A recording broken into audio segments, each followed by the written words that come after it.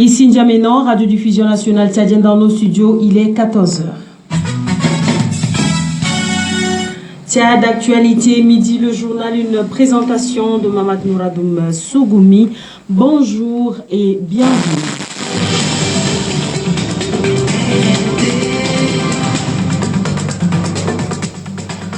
Blandine, bonjour au mois de livres et de la lecture, c'est parti pour la 4e édition. Cette édition lancée ce matin par Patal Géo, ministre en charge de la culture, est placée sous le thème lecture, clé du développement.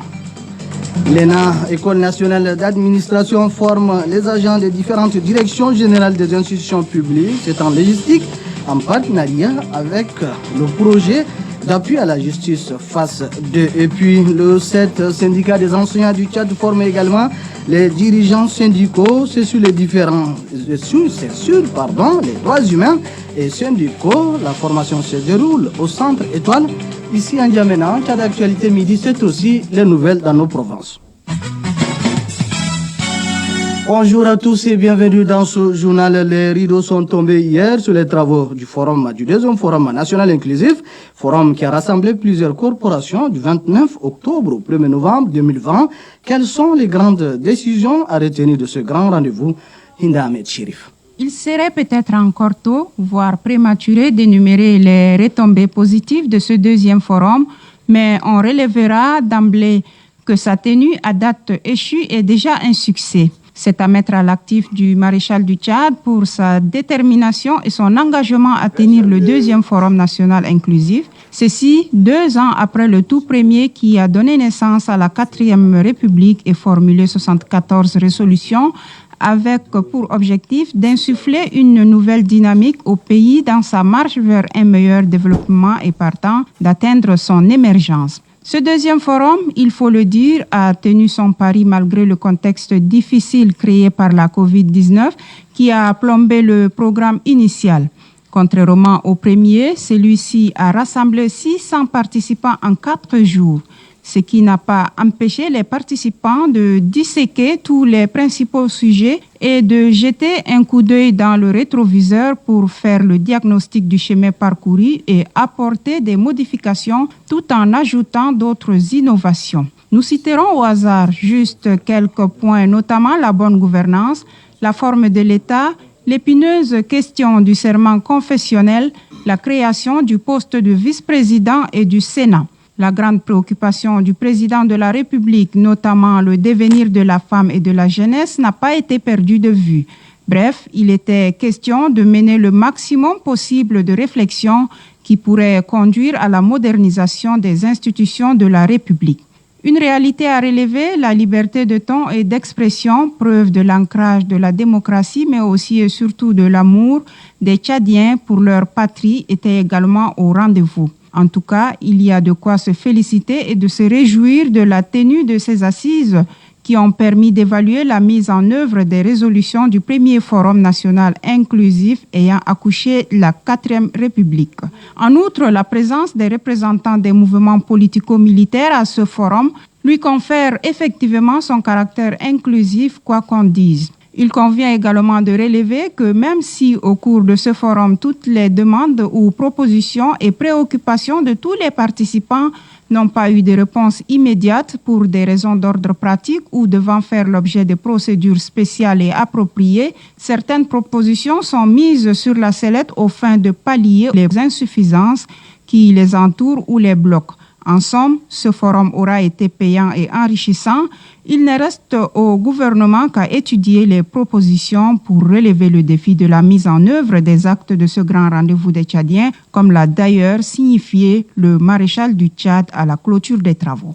Merci Hinda. À la fin des travaux du deuxième forum national inclusif, notre reporter Voulbe Passiri a promené son micro pour recueillir les avis des participants sur les résolutions relatives à l'amélioration des conditions de vie des personnes handicapées et de la place de la femme dans la 4e République. On les écoute.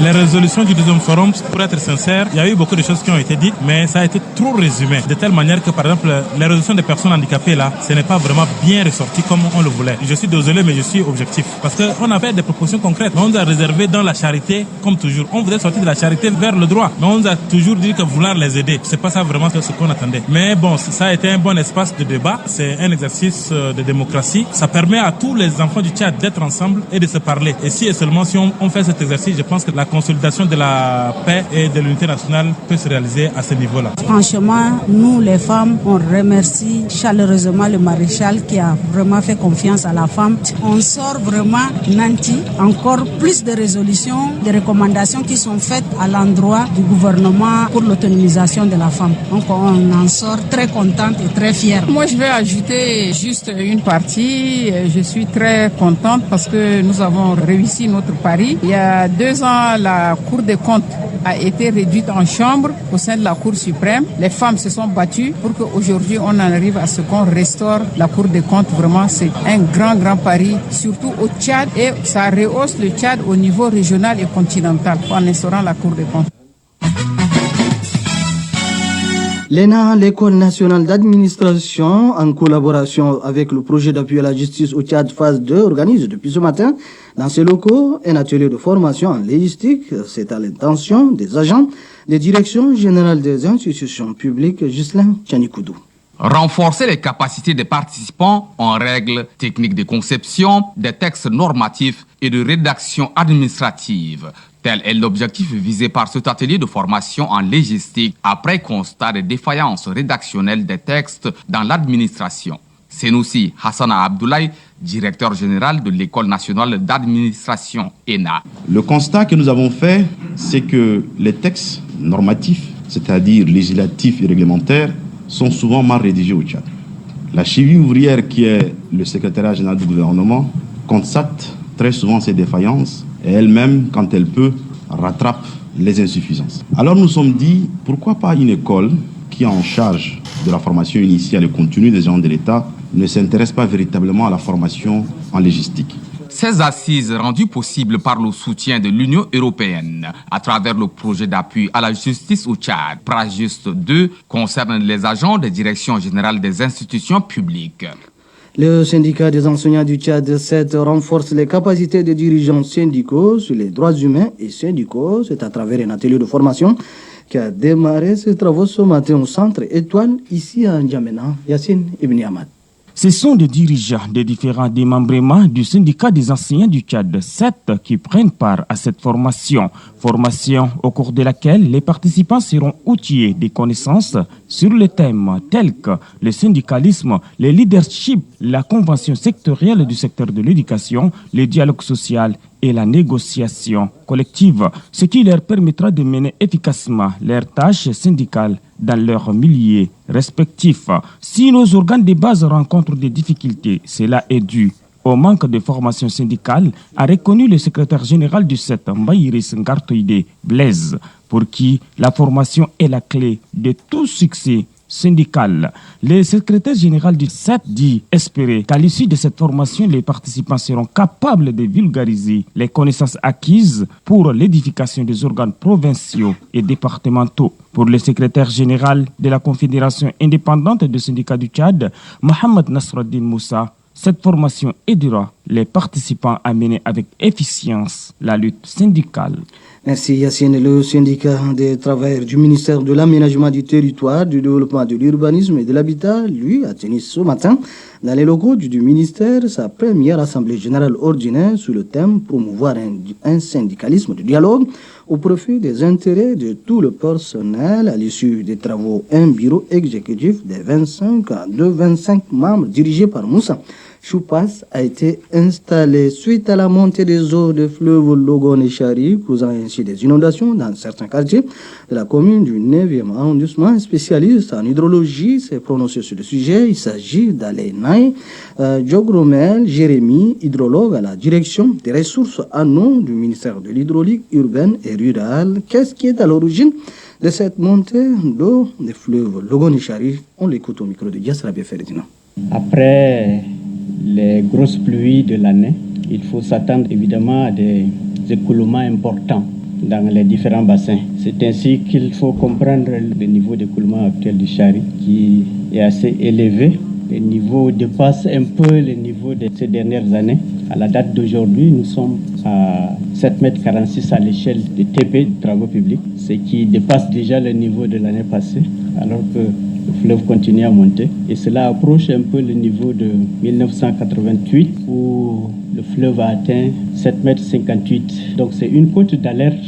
Mais le phénomène de Walia, il faut l'expliquer aussi autrement, en ce sens que entre les deux fleuves, il y a en saison de pluie de grosses mares dans certains endroits. Par la suite, il y a eu des déversements des eaux du Logone qui atteignent ces mares également. Et on parle également pour certaines années de la remontée des eaux souterraines en certains endroits.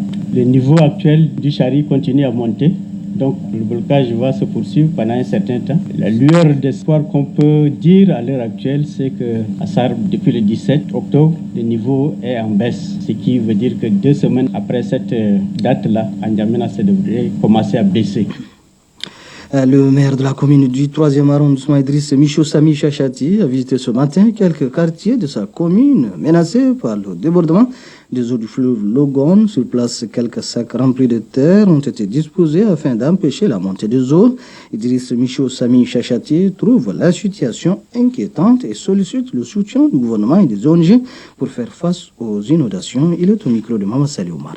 C'est dans les moments très difficiles qu'on reconnaît ses meilleurs amis. Certes, notre commune est l'une des plus pauvres en recettes propres, mais à cœur vaillant, rien d'impossible. C'est ainsi qu'en dépit nos maigres ressources, nous sommes engagés pour produire ces dispositifs pour lutter contre l'avancée fulgurante des eaux. Aussi, la situation est alarmante avec le débordement de la berge côté de Sabangali et du Maragot des Jardiniers. L'immeuble de l'hôtel Hilton se trouve également menacé. Notre cri de détresse pour lutter contre les inondations s'adresse plus précisément aux partenaires suivants: le gouvernement, les représentations diplomatiques, la Fondation Grand Cœur, les ONG, les responsables et commerçants exerçant dans la commune. Nous sollicitons l'appui technique de la commune de la ville de N'Djamena pour exécuter cette opération.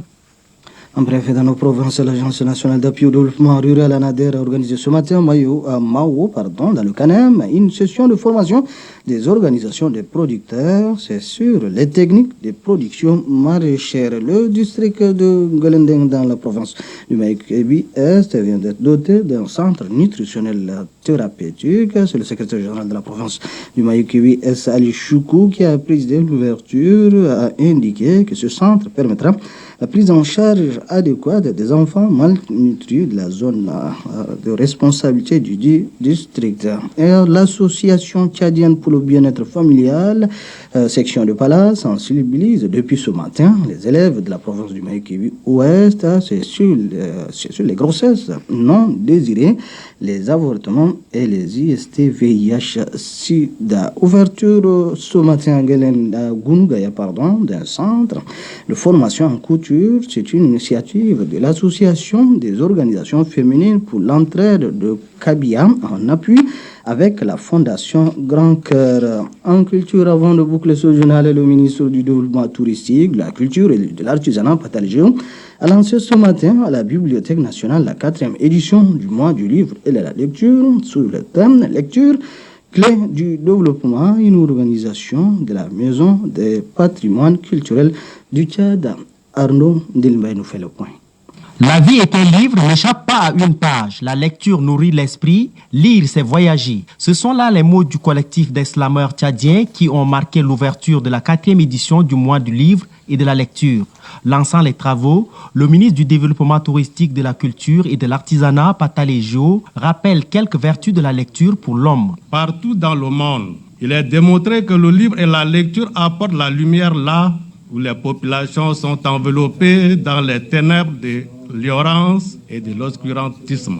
Il concourt à forger une société de citoyens libres et éclairés, conscients de leurs droits et devoirs et tournés vers le progrès. Il en a été ainsi en Europe sous le siècle des Lumières. En Afrique noire, le bien fondé de la lecture n'est pas encore appréhendé par tous. C'est pourquoi il est parfois dit et je cite, « Si tu veux cacher ton trésor à un Africain, cache-le dans un livre », ajoute le chef de département du développement de la culture et de l'artisanat. Cette 4e édition du mois du livre et de la lecture couvre tout le mois de novembre avec plusieurs activités au programme. Merci Arnaud Dilma sur cette information culturelle que se referme ce journal. Mais avant de nous séparer, retenez pour l'essentiel que le ministre du Développement touristique, de la culture et de l'artisanat, Patel Géo, a lancé ce matin à la Bibliothèque nationale la 4e édition du mois du livre et de la lecture. Cette édition 2020 est placée sous le thème Lecture, clé du développement. L'École nationale d'administration forme les agents des différentes directions générales des institutions publiques. C'est en logistique en collaboration avec le projet d'appui à la justice au Tchad, phase 2. Et puis le syndicat des enseignants du Tchad forme également les différents dirigeants syndicaux. C'est sur les droits humains et syndicaux. La formation se déroule depuis ce matin au centre Étoile, ici à N'Djamena. 14h passées de 16 minutes, c'est la fin de ce journal réalisé par Diendimti Djimassal, collaboration technique Tuiki Alfred, au micro pour la présentation.